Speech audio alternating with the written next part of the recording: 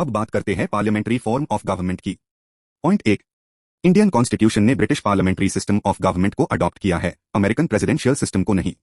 Point 2, parliamentary system का base है cooperation और कोऑर्डिनेशन बिटवीन लेजिस्लेचर और एग्जीक्यूटिव।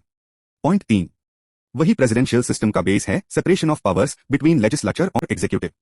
पॉइंट 4, पार्लियामेंट्री सिस्टम को वेस्टमिंस्टर मॉडल, रिस्पॉन्सिबल गवर्नमेंट और कैबिनेट गवर्नमेंट के नाम से भी जाना जाता है।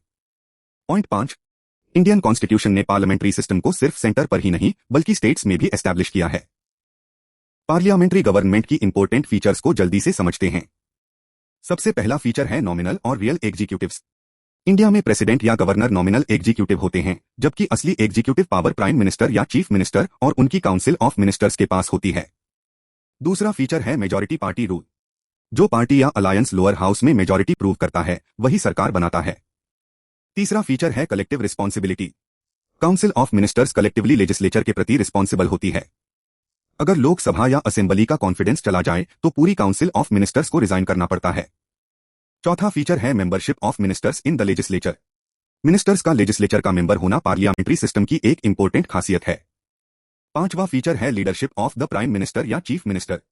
पूरी गवर्नमेंट का लीडरशिप प्राइम मिनिस्टर या चीफ मिनिस्टर के हाथ में होता है। और आखिरी फीचर है dissolution of the lower house. जरूरत पड़ने पर लोकसभा या स्टेट असेंबली को डिसॉल्व किया जा सकता है। अब एक important comparison. Indian parliamentary system काफी हद तक ब्रिटिश पैटर्न पर बेस्ड है, लेकिन दोनों में कुछ फंडामेंटल डिफरेंसेस भी हैं। सबसे पहला डिफरेंस, इंडियन पार्लियामेंट सॉवरेन नहीं है, जबकि ब्रिटिश पार्लियामेंट सॉवरेन बॉडी मानी जाती है। दूसरा डिफरेंस, इंडिया में इलेक्टेड हेड होता है क्योंकि इंडिया एक रिपब्लिक है, जबकि ब्रिटेन में हेरिडिटरी हेड होता है क्योंकि वहां मोनार्की है। एग्जाम के लिए लास्ट पॉइंट बहुत इंपॉर्टेंट है। चाहे इंडिया हो या ब्रिटेन, पार्लियामेंट्री सिस्टम में प्राइम मिनिस्टर की रोल इतनी सिग्निफिकेंट और क्रूशियल हो गई है कि पॉलिटिकल साइंटिस्ट्स इसे प्राइम मिनिस्टेरियल गवर्नमेंट भी कहते हैं। अब बात करते हैं सिंथेसिस ऑफ पार्लियामेंट्री सॉवरेनिटी और जुडिशियल सुप्रीमेसी की। पार्लियामेंट्री सॉवरेनिटी का डॉक्ट्रिन ब्रिटिश पार्लियामेंट से लिया गया है, जबकि जुडिशियल सुप्रीमेसी का प्रिंसिपल अमेरिकन सुप्रीम कोर्ट से एसोसिएटेड है। लेकिन इंडिया का पार्लियामेंट्री सिस्टम ब्रिटेन से अलग है। इसी तरह इंडिया में सुप्रीम कोर्ट की जुडिशियल रिव्यू की पावर अमेरिका के कंपैरिजन में नैरोअर है।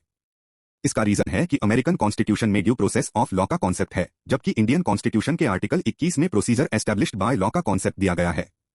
इसीलिए कॉन्स्टिट्यूशन के फ्रेमर्स ने ब्रिटिश पार्लियामेंट्री सॉवरेनिटी और अमेरिकन जुडिशियल सुप्रीमेसी के बीच एक प्रॉपर सिंथेसिस यानी बैलेंस्ड अप्रोच अडॉप्ट की। एक तरफ सुप्रीम कोर्ट अपनी जुडिशियल रिव्यू की पावर से पार्लियामेंट के लॉज को अनकॉन्स्टिट्यूशनल डिक्लेयर कर सकता है।